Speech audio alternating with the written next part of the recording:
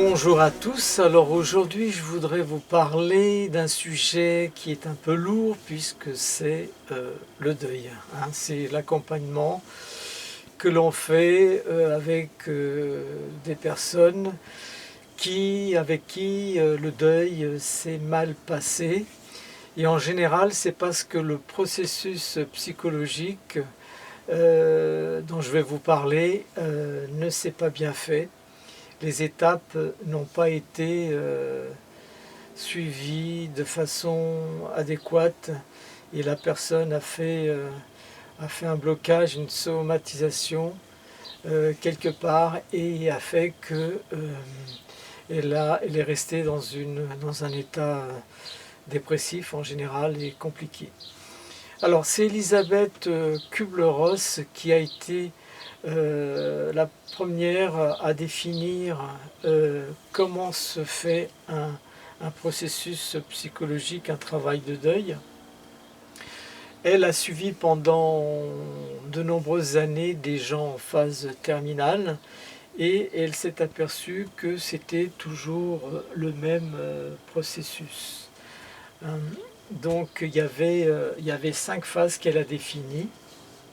Alors il y en a qui ont ensuite élargi le champ en donnant 8 phases, etc. Mais enfin, les phases principales sont celles-là, qui sont le déni, la colère, le marchandage, la dépression et ensuite l'acceptation.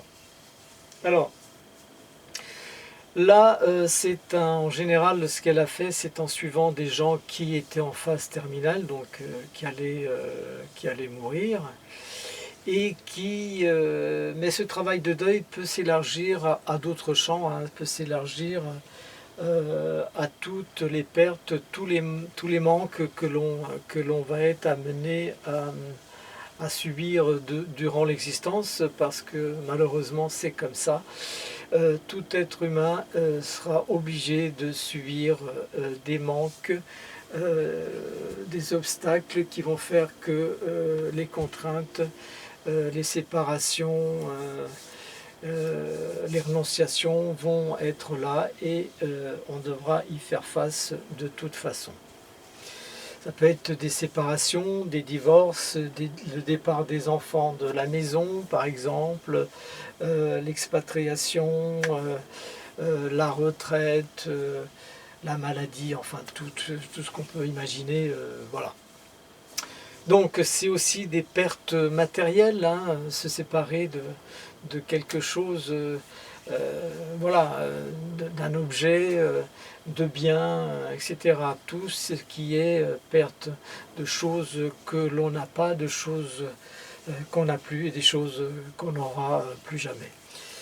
Donc ce travail de deuil, pour qu'il se fasse correctement, doit se faire par ces 5 phases que je vais garder. Je vais garder que 5, hein, celles de Elisabeth Kübler-Ross. La personne qui va subir une perte ou un deuil, elle va ne pas accepter la situation. Ensuite, ça va être la phase de la colère, où là, elle va se retourner contre ceux qui, soi-disant, seraient responsables. Elle va retourner la colère contre eux. Voilà. Elle va gérer son émotion par la colère. Pourquoi moi et pas un autre, etc. Bon, c'est les autres qui ont fait ça, c'est à cause des autres, etc. Donc, ensuite, il y aura le marchandage. Ça va être je ferai tout ce que vous voudrez si jamais on revient au truc avant, etc.